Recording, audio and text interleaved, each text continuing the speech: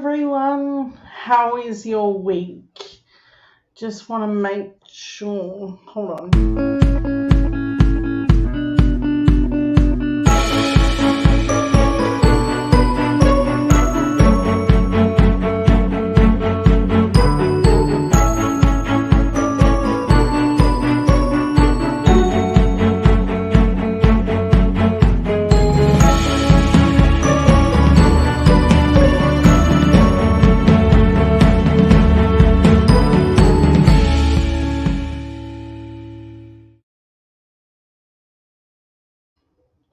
Hi.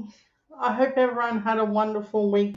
I'm just trying. I'm having a couple of technical difficulties and it's not letting me do what I normally do. Just one moment before I fully get to the part that I'm happy with.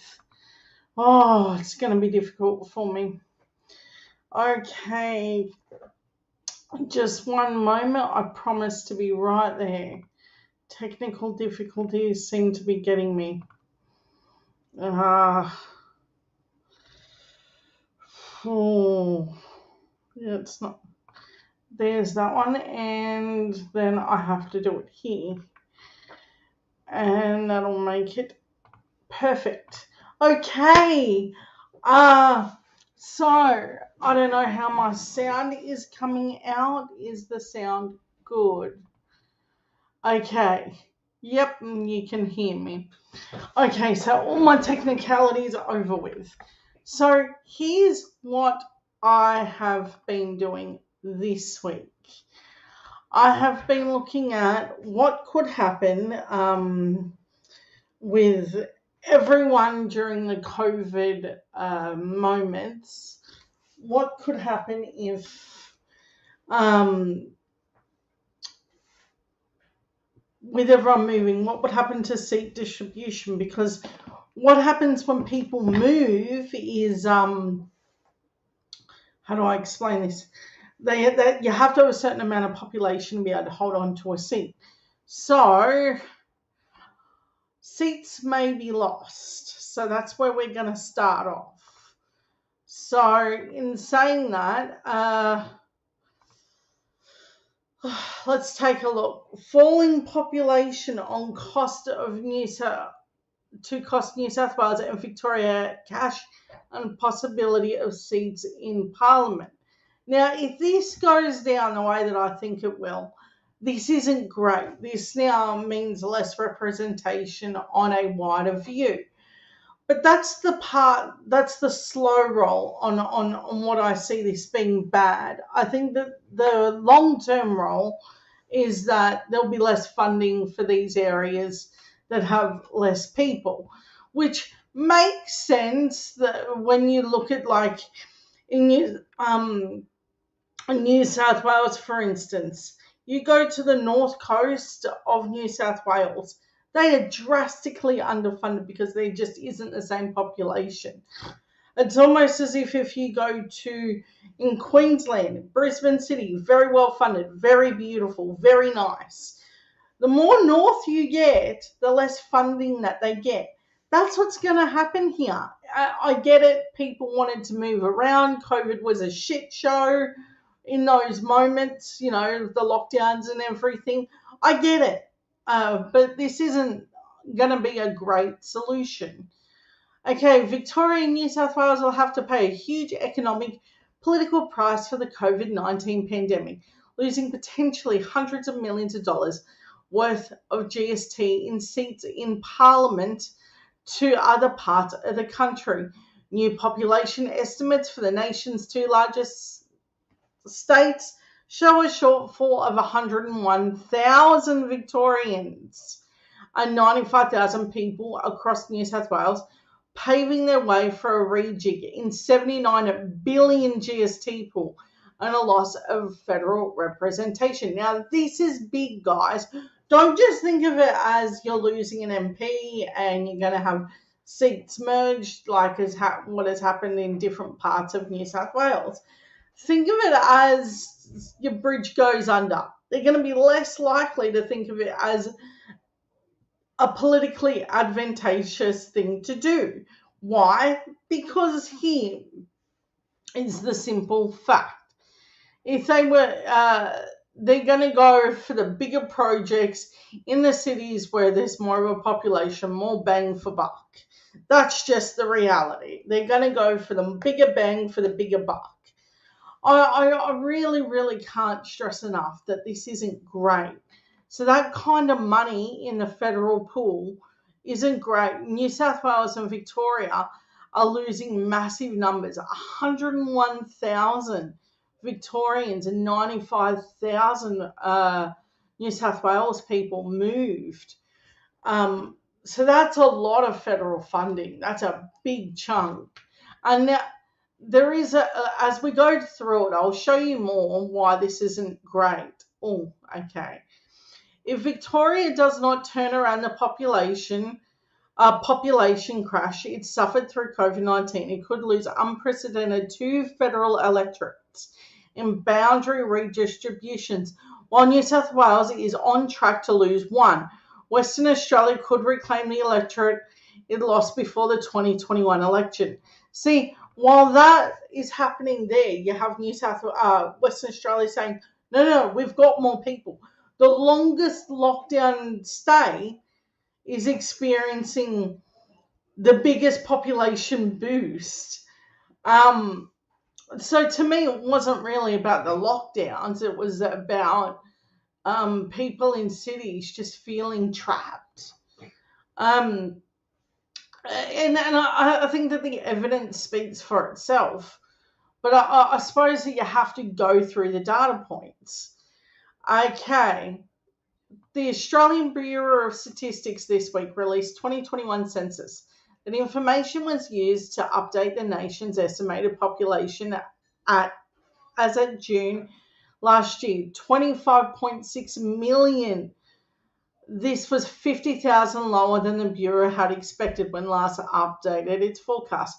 While 50,000 overestimates of the population is not large, there were wide differences between states and territories. The Federal Treasury this week revised down Victoria's estimated population by 101,000, less than 6.55 million, while New South Wales was revised down to 95,000, less than 8.1 million. That's still a lot of people. Both states, which have been growing pre-pandemic, now have fewer residents than the start of the pandemic. Now, this is going to be an interesting how you slice this thing, because either which way, when you look at it, they're in. I want to say that the biggest hit ones were red seats.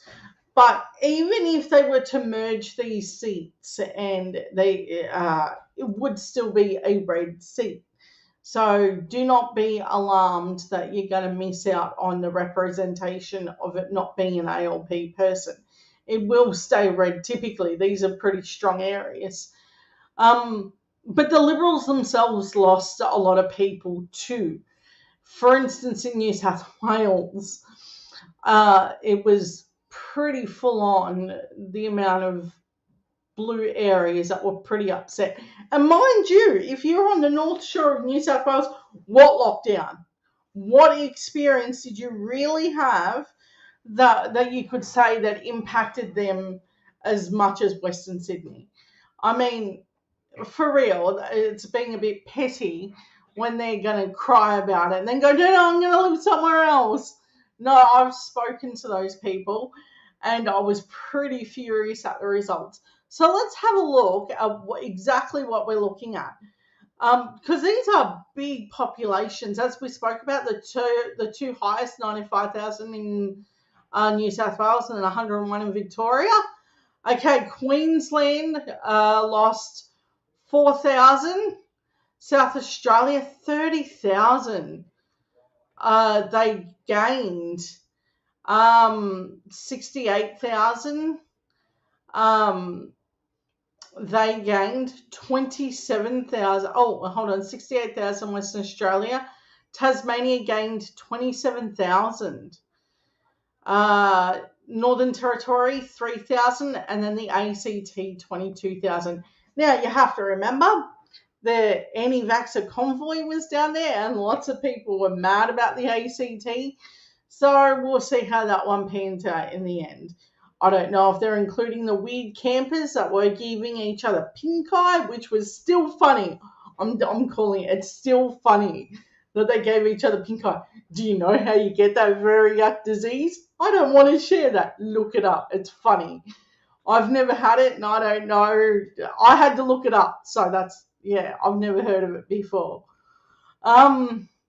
While Victoria, in the final 3 months of 2021, enjoyed its first increase overall, the population since March quarter of 2020, thanks to births international migration, the state still suffered a net loss of people to other parts of the country. Now, other parts of Australia. Now, this is super important as we have the debate about immigration and all this kind of stuff, and how much, room that there is for people in the cities. That you do have an issue with population. That's true. I'm not going to, argue that out with anyone whatsoever. That is a valid point. But Australia is such an untapped resource as to what we do with immigrants. I think we should be taking in significantly more, as we're seeing fruit that's dying on trees because there's no one there to pick it, and the schools definitely in rural areas could use a lot more diversity.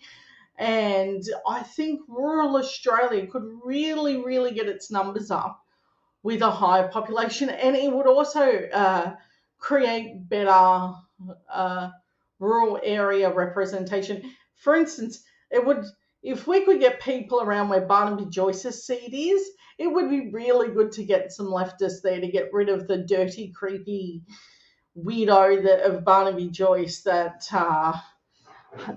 the sort of dude that he is, yuck. That's my goal. That's what I'm looking at when I read this sort of stuff. In percentage terms, the biggest upward revisions were for the ACT, up 5.1%. Now remember, ACT has the biggest vaccination rate too, and they experienced very similar to what WA was doing. Like, they were just like, we just don't want anyone in, and we're going to lock this thing down. And they were smart. You're going to think the places that did the best COVID measures are now getting the most out of their population growth. So think of it like this. While the states that did not handle it the way that it should have been, like with the whole anti-lockdown nonsense people, and we're hearing that rhetoric, they're losing people by the droves. But by the ones that stuck to their guns, did what they needed to do, I'm telling you now, they're experiencing population boosts because there was no wavering in that message. It was, we're doing this, that's it. Particularly in Western Australia, Mark McGowan was so staunch. I have to credit the man. He was amazing. He was just like, no, we're not doing this. We're not listening to the federal government. We're doing it our way. Hell, they can sue us if they want to. Clive Palmer attempted that. He attempted to sue them and subsequently lost with the LNP's help. It wasn't until that they were called out and people actually started to approach the LNP and said, are you stupid enough to be on this court docket? Eventually they pulled out, but it took way, way longer than what it should have. Like, come on. And it paid off for Western Australia, and it should have. Western Australia is a thriving part of the nation, and I think it's gotten its due course, particularly with how red it's gotten. Thanks to them in the election, it definitely won us a lot of parts of the country, got us the election. The change in population has a direct flow on the effect of how the GST pool is allocated. In the case of both Victoria and New South Wales, the reduction means that they will get less than had been expected. Now, keep in mind that the states that got the boost in population were being ripped off by the federal government. Now, I'm not going to get into the ins and outs of that, but it did happen. And they had money. Scott Morrison was playing money with bushfires and a whole bunch of other things, and just being ridiculous. And particularly the Western Australia, the moment Colin Barnett was out, they were just hardcore trying to knock Mark McGowan out. And they did a quite successful job in making it sound terrible. But do you know what really got them? Do you know that WA had one of the leading economies? Even though they had the strictest rules you could possibly imagine, their economy kept going and it kept booming. That's something that the world was sort of looking at and going, wait, that works. It's amazing that we turned it around and we went to, hey, why not? Why don't we just let it rip? It is phenomenal that we got to that weird place where we're like, no, what disease? Because this worked. I don't understand the backwards motion on this. After 2016 census, after which population estimates were updated, Western Australia lost 391 million in GST due to an overestimation of the state's population by 50,000. See? And they were being funny with the census too. Remember, they were trying to cut it off early. Trump tried the same deal. Only Scott Morrison was a very, very, very successful in trying to do cut-off dates. They recently did it again. And they were very successful in doing cut-off dates and making it more difficult for people to fill out the census, because the census essentially says how much money a place needs. How dodgy is that? If you're not outraged that they use census and made it harder for people to fill out, and didn't really advertise it was happening in some places, because now here's why. Because that would have meant that those places would have gotten more funding. And then they did this Trump-esque style thing where they were like, oh, immigrants shouldn't fill it out. Had nothing to do with immigration status whatsoever. It is based upon how many people are living there. So what are the services needed? How much money? That's it. And it turned into some shady deal that they were trying to do. It's disgusting. Western Australia, which has been channeled close to an extra 20 billion over GST, over and above what it would normally get under the annual carve-up of the GST due to a deal put in place in 2018. Then Treasurer Scott Morrison will next year get tens of millions of dollars more than expected. See, that's what I mean. He was ripping them off. So what they were doing, when I come across this story, someone handed it to me and I was like, oh, I know what they've done. They've done this real dodgy thing where they weren't advertising these things out. In Victoria's budget, which forecasts a deficit of 7.9 billion for 2022, 2022-2023 Treasurer Tim Pallas was expecting the state to share the national population remain steady in the coming financial year, but new figures point to a drop that will flow directly to the state's GST pool. Now, you've got to keep in mind, this was stupid. This is at a time when we needed extra funding and things needed to roll around a little bit more. You did need some extra help. There was like lockdowns and there was like all this stuff. Supply chains were dropped. Like, there was a lot of issues. And for the love of God, they turned this into pandemonium for no good reason. And they were, while they did this here, notice how they don't talk about stripping money from New South Wales in doing so. Victorian government spokesman confirmed the state's GST share would be updated to the population estimate next budget cycle while taking aim at the coalition's deal with WA. Now, that happened because They were trying to sweeten the deal. What they did is they ripped out money, and then they're like, "Oh yeah, just before the election, they're like, oh yeah, we'll just boost it up a little bit to make it look like we've done something." And because Victoria and Queensland had already had their elections, they weren't Victoria, New South Wales, and Queensland had already had their elections. They were like, we don't need to do a deal with them. Why? It just didn't make sense. New South Wales, they did boost. I'm wrong. The changes to the GST system made the former Commonwealth government in 2018 will disadvantage Victoria. We're proud to have a real partner in Canberra to work with, ensure states like Victoria get a fairer deal.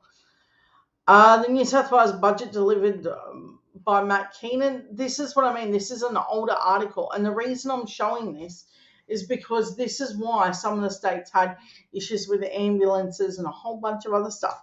Where do you think that money comes from? At a time when we could least afford it and our health system was crumbling because there's a freaking pandemic, they were like, nah, we'll just pull money. And that's basically what happened. They pulled money. He complained about the GST deal to protect WA, which is expecting a record of 5.7 billion. That financial year, 5.8 billion in surplus in 2021. The Commonwealth government grant changes meant WA is treated differently from all other states, including New South Wales. This signals to all Australians that the Commonwealth considers WA residents to be entitled to greater access, better quality services, while bearing lower tax burden compared to anyone else. Now, that's right. There is this talk of what happens in WA with the GST distribution. They've always handed back more, but they've never gotten the same amount back. And there's a reason for that. One was because of the mining boom during the Howard years. They had this thing where they were like, Howard was like, you're self-sufficient. But the Conservatives, like everything else they do, it's a bit of a hit and miss. So the Conservatives ran the economy into the ground despite it being in a mining boom. It should have been its most profitable moment. And to keep power, what the Conservatives did, rather than invest properly, they ended up running it into so much debt. It was ballooned out to a crazy amount. Now, since there has been an ALP government there, it has changed, but there's still a massive debt that the Conservatives left. The population change will not feed into the new financial year, but will hit the GST allocation. 2023-2024 financial year. That is the year both Victoria and New South Wales expect to be a marked improvement in their budget bottom lines. But it will not be just financial. The population estimates underpin the number of federal electorates. Notice how it doesn't talk about like New South Wales losing money. That's a really, really interesting moment where it doesn't say, hey, New South Wales is going to lose money, because they didn't. And that's super interesting. Okay, next one. So there was a meeting between Macron and Albo. I don't know. I would say a lot of you have seen it. This looked real. After the whole debacle with Scott Morrison, I don't think he lied. I know he lied. This looked real. I get it for the cameras. It's supposed to look cordial and that sort of thing. But it's amazing with the Conservatives, it looks so distant and there's no real connection, in my opinion. I know that doesn't mean a lot, but yeah. So, there's that. I think that this come across really, really well, and I'm really, really happy that these relationships are being set on track. Then you have people saying things like in the media saying, oh, they paid too much to pay out the sub deal and whatever else. Really? Because Treasury said that was a pretty decent way of doing things. Ask the Treasury Department what they said, an independent body that actually determines this stuff. I find it super interesting that the media or critics or whatever Albo doesn't actually follow up on any of it. It's terrible. Okay. So we also had this moment. I don't know if you've seen it, but you had Malcolm Turnbull this week saying that Albo is not ScoMo and therefore it is a win. I'm trying to see if I was able to get that link and it turns out no. Okay, so I thought I had it and I've lost it. So Malcolm Turnbull this week thought it was intelligent to go, reputation restored. Albo isn't ScoMo. If I was a betting person, which I'm not, I've never gambled really in my life. I've played the pokies a couple of times and regretted it and thought, I don't even know how to play poker. I don't know why I did it. But if I was a betting person, I would say Turnbull does have an axe to grind. He is a conservative and he was trying to do the Albo's not ScoMo, so therefore what I'm saying is totally valid, and I'll try and pull it up and see if I can find it.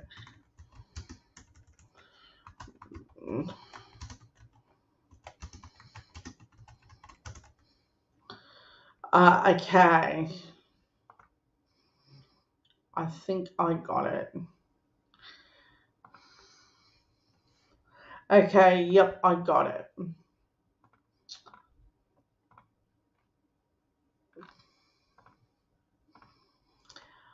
Albanese is not Scott Morrison, and that's a big advantage, Malcolm Turnbull tells the French media. And that was a really interesting moment. It was like, no, I've got to get that one last again because it'll be a while before he can do that. So there was that. And I thought it was a bit of a weird flex that they do when conservatives, am I right? They got to have their digs at one another. It's not shocking that they do it. I'm shocked that people get surprised at each little jab that they take at one another. Next one. The Qantas issue. So Qantas has had a whole bunch of issues. Oh, where is it? Here we go. So Qantas ditches Sky from airport lounges as ABC takes flight on the 90th anniversary. So this happened in light of Qantas getting a bad reputation over what it's been having issues with flights and connecting flights and everything else. I would say it's losing a lot of money and it's free to air to ABC. This is one cut that they could take, and they're trying to do a bit of a rebranding session. But it's not over yet for Sky News. They've actually secured I was reading it down here, because they did it from the 90th birthday of of ABC. But it's turning out that it might be okay for Sky News, because apparently, hold on. I'm trying to find the exact part where it actually goes into what will end up happening is that cruise ships have taken up Sky News. So if you're going on a cruise, you're going to be seeing a lot of Sky. Remember that Sky will be considered in some cafes and stuff still too. And the thing is, they're given incentives to do it, which is sick. It's the same way that cafes and stuff get free newspapers to pass around, in their cafes, which a lot of people have done a lot of work to reduce the amount that's still going on. It's repugnant at its core. So next one I've got for you is this one's cringy at its best. Now, I spoke about the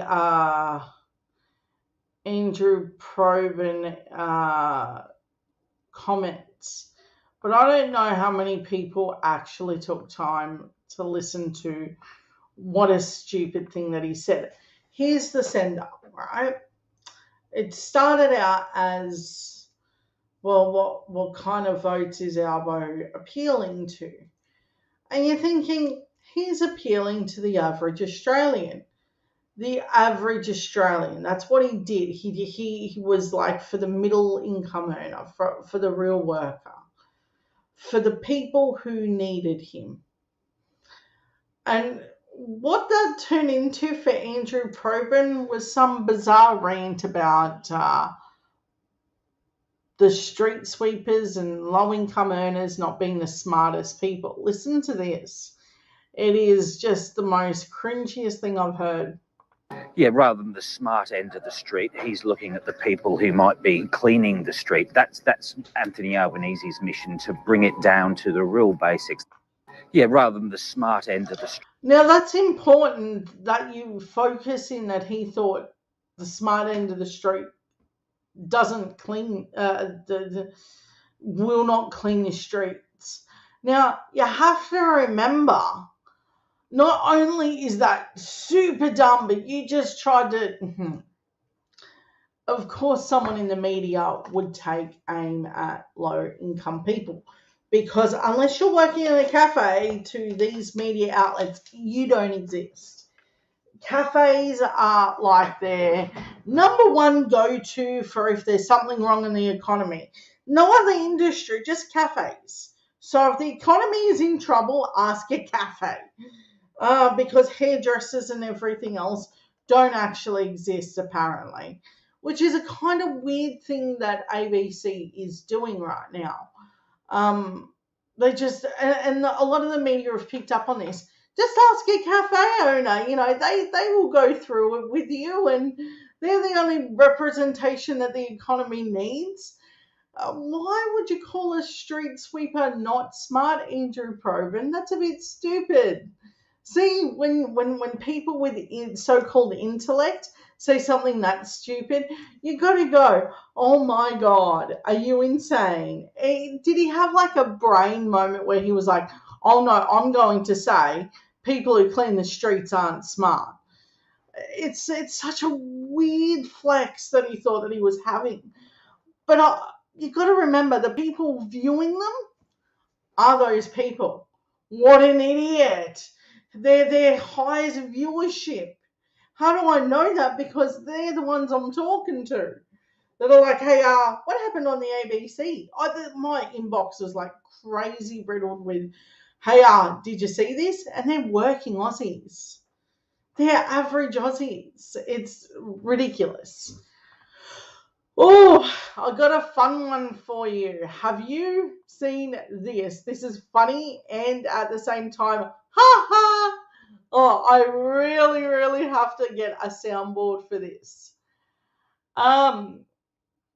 So this one's not only funny for one reason, but multiple. Now, here's the send up to this. Clive Palmer has a habit of not paying people. And we're like, dude, you didn't pay your workers. Like, why are you running all these candidates? Where did you get 100 million from to run into to put into advertising? And I thought, he'd be silly enough to join United Australia Party and think that Clive was going to pay him. Turns out this guy, and not only did he not pay him, but he's asking for anyone else who wasn't paid to join him in this massive lawsuit. Now, this doesn't surprise me. I mean, you would want me to have this, shock horror, clutching my pearls moment. No. They got into bed with this idiot. They knew exactly what they were doing. All they had to do was be on a phone call with Jackie Lambie for 5 minutes, and they would have realised, hey, no, this is weird, right? Ex-UAP candidate Jamal Dow says that he's in the process of suing the party, which has no structure. Of course, it doesn't have no structure. It's one guy just pouring a lot of money into media to tip elections for conservatives. Where's the party structure with that? Oh, yeah, and they promised Craig Kelly would run for Prime Minister. That's a big one. Oh, yeah, and it's freedom to be weirdos about anti-vax stuff. That's the other thing. Which is something I've always thought, why? Why is the hill you want to die on during a pandemic? Hey, yeah, I'm going to say something stupid about science. Like, dude, that's not an election winning moment. The fact that you got one seat is an indication after $100 million. It's not an election winning moment. You really? That's one seat? Was it worth it, Clive? Apparently. And now his reputation is down the crapper yet again.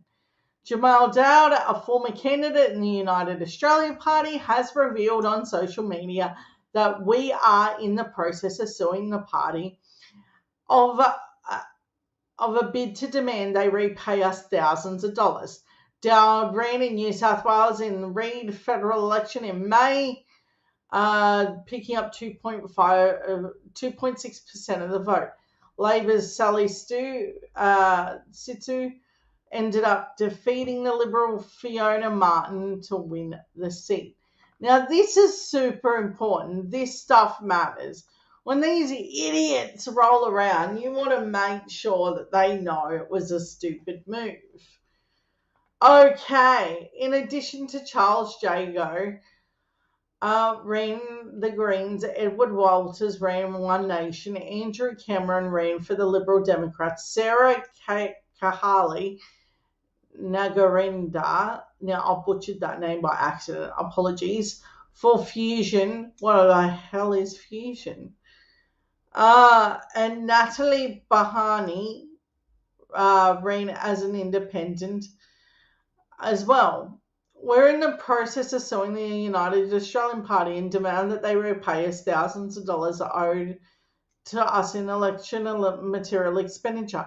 If you ran as a candidate in the 2022 federal election, we were enforced to spend money on the campaign material because of the party's mismanagement. You can contact us. May be able to initiate a class action. See, now when you're with a party that does stupid things, how do you think that that's going to pan out, buddy? Just spitballing for you here. It's not a wise move. Dell made the following call out. This screenshot of the Facebook post has been shared across social media. The Channel 6 News independently contacted Dowd to confirm it was authentic. The UAP candidate picked up a single seat in the election, Ralph Babbitt. Now, what I found interesting about that guy's win is that when they said that he won, they didn't have a picture of him up as saying, like, he won. They had a picture of Clive up, which was another weird moment. Check it out. It was like, okay, where's a picture of the dude that won? You didn't have one? That's weird. That was another weird element of this election. Leader Craig Kelly, who was re-elected in 2019 as a Liberal, became an independent before joining the UAP. Lost his seat to Hughes. And geez, that was beautiful to watch. If you haven't watched that footage of the weird moment where they were promising that Craig Kelly was going to be the next Prime Minister. I don't know if you should be allowed to vote if you believe that Craig Kelly should have been that Craig Kelly could have been Prime Minister. I mean, for heaven's sake, are you kidding me? Someone was convinced by their almighty knowledge that that's what they wanted to do, which is weird, right? I think it's weird, but this is how they do things. Okay, so that's that, and I've got a good news story of ABC. Now, I have been waiting to see what Labor will do. Okay, so Labor says that a new 5-year funding for the ABC will safeguard against arbitrary cuts and political interference. So let's have a look what that looks like. A new 5-year funding term for 2023 would give the ABC stability, financial stability, and safeguard against arbitrary cuts and political interference. Labor Communications Minister Michelle Rowland says. In an interview with The Guardian Australia on the eve of ABC's 90th birthday, Rowland said the coalition completely lied about not cutting the ABC funding. Really? Really? Michael Rowland, you didn't know that they were lying? No, have I got a boat to sell you on that one? No, seriously, was there ever a moment where they believed that they were going to get it? That's why when Labor got in, they were like, no, we're going to make sure that the next 5 years of funding are set in stone. Like, it cannot be messed with. And that's exactly what Labor have done. And they did exactly what they promised, despite the white anting at ABC. Despite putting Ida Buttrose on the board and then putting David Spears in from Sky News, despite all of that, Labor's like, no, we're going to fix you. We will fix what broke.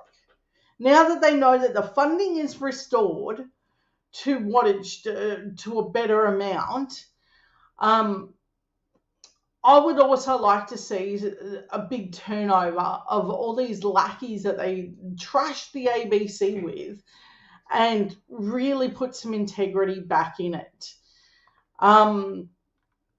Just a couple of mates hanging out at the ABC's 90th birthday celebration, which is beautiful.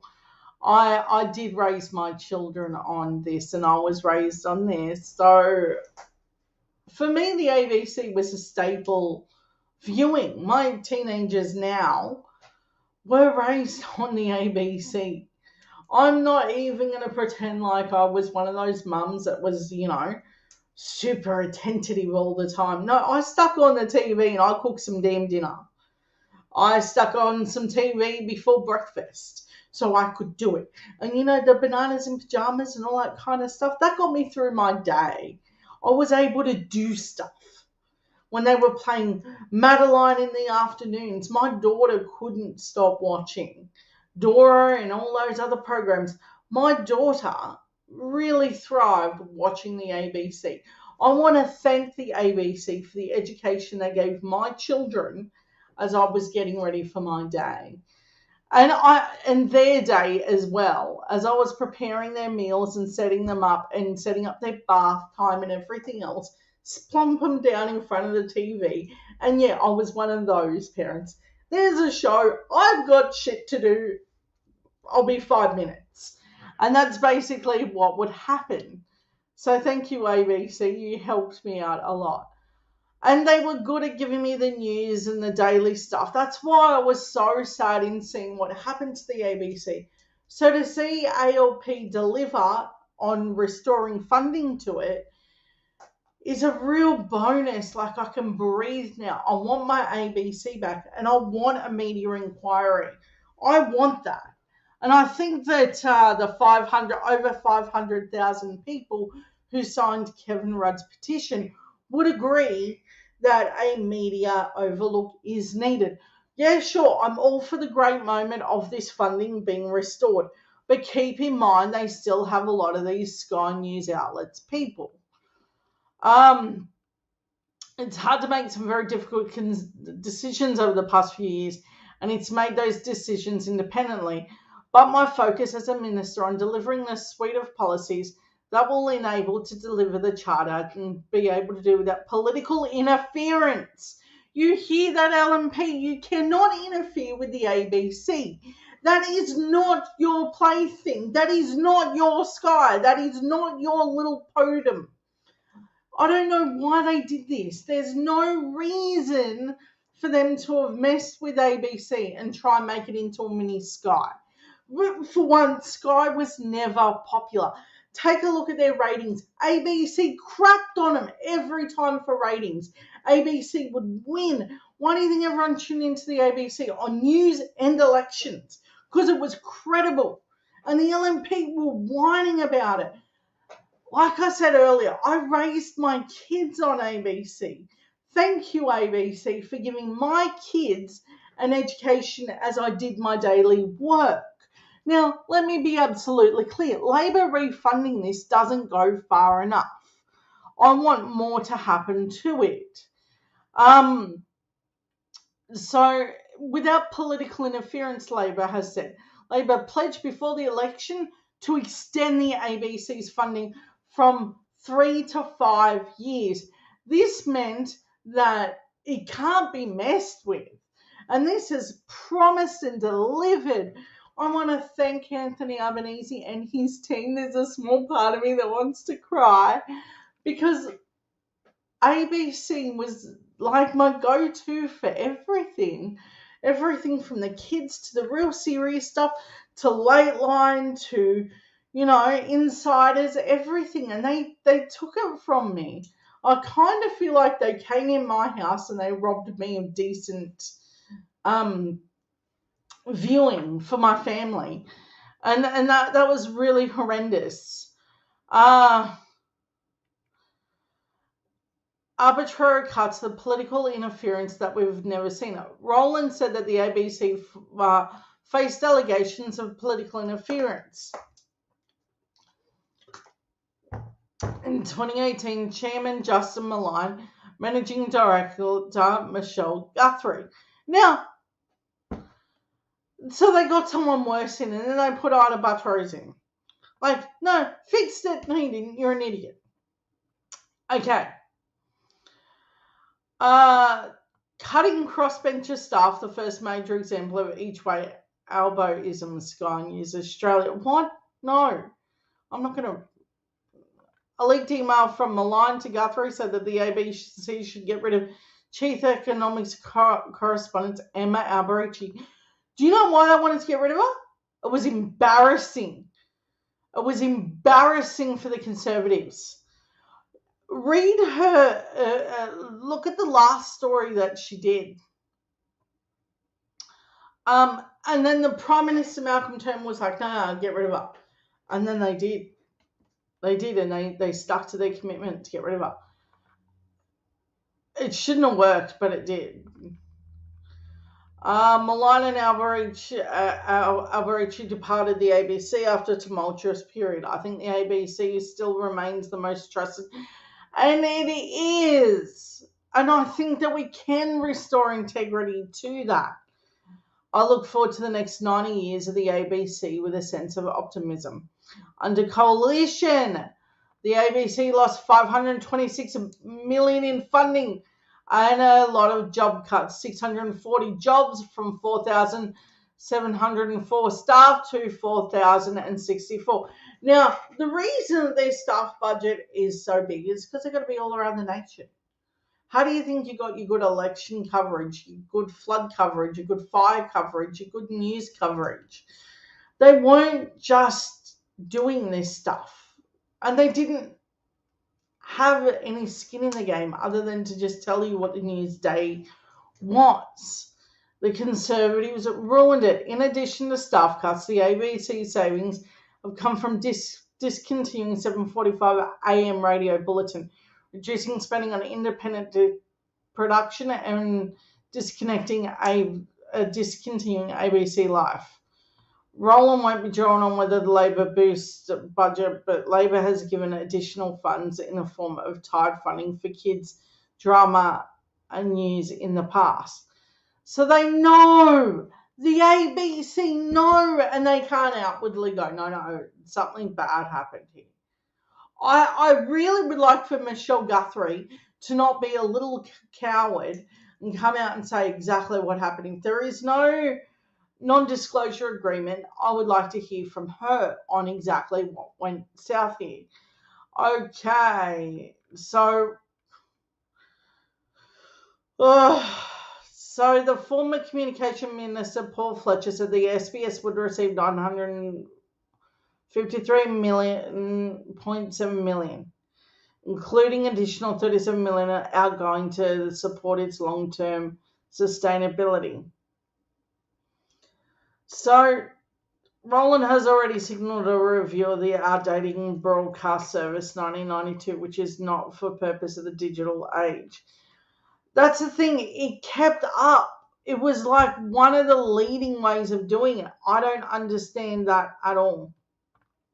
So that's another weird moment.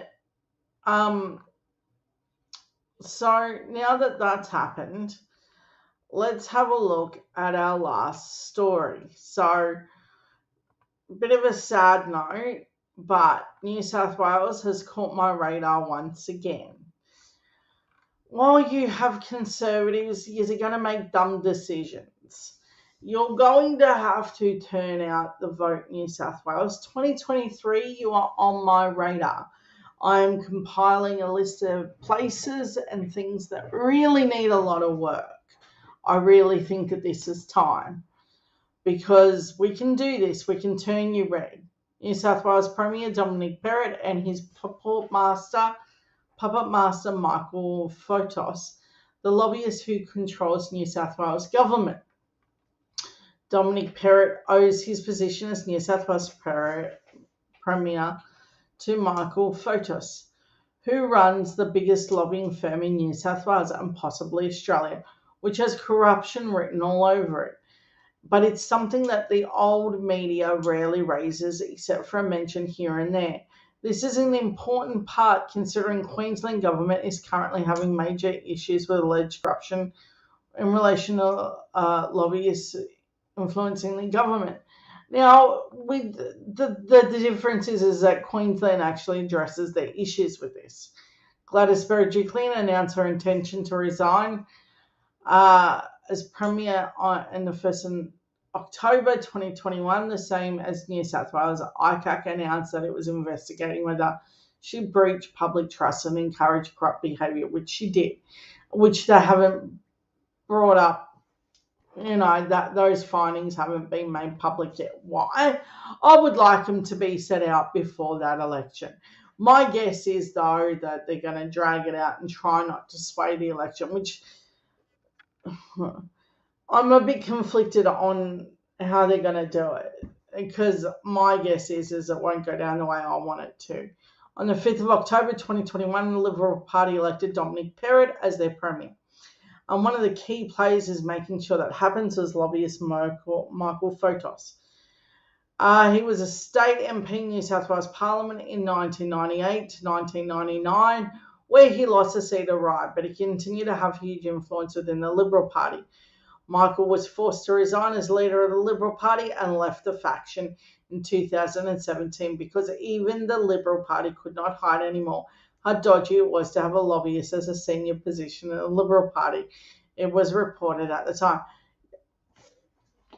They just can't help themselves. They're like, no, I can't see the difference between a lobbyist and my MPs. I know, make that guy head of the Liberal Party. It's almost comical. Like, you want to laugh at how dumb that idea was. It'd almost be like making Clive Palmer head of the Liberals. Oh, wait, they've attempted that once. Remember, he used to be a Liberal? It's so weird that they do this stuff. New South Wales Liberal power broker boss and lobbyist Michael Fotos resigned as the leader of the party dominant left faction. I do not believe it has a left faction. Surprising even its close allies, Mr. Fotos received a standing ovation for more than a decade in the post that carries considerable formal influence over a party policy in pre-selections. Really? They gave a lobbyist a standing ovation like, yay, we got ripped off, yay, and he controlled everything, and this is why taxes aren't distributed properly, because this guy. It's such a weird flex. I wouldn't do it, but here we are, people. Moving on. Why would that be a problem? The move also comes as the role of lobbyists within the party has come under increasing scrutiny, particularly Mr. Fotos and his firm, Premier Estate, which enjoys a 20,000 plus monthly retainers from major corporate clients, including Telstra, Hotels Associates, and Star Casino. Because of course it does. Former Prime Minister Tony Abbott told the ABC last year that lobbyists had too much control. They never say this when they're in the party, but they have to, for good measure, say it as they exit. Like, no, here's the door. Now I'm literally going to spill the tea as I'm walking out. Okay, dude. Like, you could have said something when you had the power, but you didn't. Could have fixed it. Woulda, coulda, shoulda. But when it came to Dominic Perrott's election, showed that he still ran the Liberal Party. The SMH reported moderate power broker, former Liberal minister, was understood to be garnering support with the party room. Mr. Perrott and the Liberal power broker had been working over the phones of the weekend to ensure that he got it. Mr. Michael is the chairman and the premier of Premier National, which he set up as a lobbying firm. It says it on their website. Premier National is a specialist government relations, corporate affairs, and consultancy operating on both sides of all. Bullcrap. If that's both sides, you're pulling my chain. Oh, yeah, no. Former Liberal is going to hand money to both sides. Why would I question that one? That doesn't sound weird at all. But let's continue. That's weird enough in itself. Founded in 2011, of course, multinational Australian companies looking to connect with government. Premier State quickly grew because the state's leading government relations firm, representing a diverse range of clients across all industry sectors. Premier State successfully entered the federal government relations sector in 2013 and expanded in 2015 with additional specialist crisis communications and agribusiness advisory arms. From the dates, it says Michael set up the Premier State in 2011, which is when the Liberal Nationals won government, and then the business went national in 2013 when they won the federal election. See, where's the connection? I don't see a connection. Okay. That's the thing where every time they're like, no, I don't think lobbyists control us at all. And then you're like, okay, so who's the dude in the suit? It's the lobbyist dude. Oh, why did he have so much power in your party? How come he's like telling you who to have in the seat? See, it looks a little bit strange. And then when you call them on and it's like nothing to see here, it just becomes part of the whole thing. Okay, the whole business model for Michael, that he's getting favours for companies in the Liberal Party, which meant that he controls much of the effort appointed by Dominic Perrott as New South Wales Premier would be interesting to know how much influence Michael had in installing Scott Morrison as Prime Minister. As a side note, former Labor crook Graham Richardson is employed by Premier National as a special counsel. Okay, that is where we end it. So, I've had a wonderful nearly hour with you guys, and if you catch me on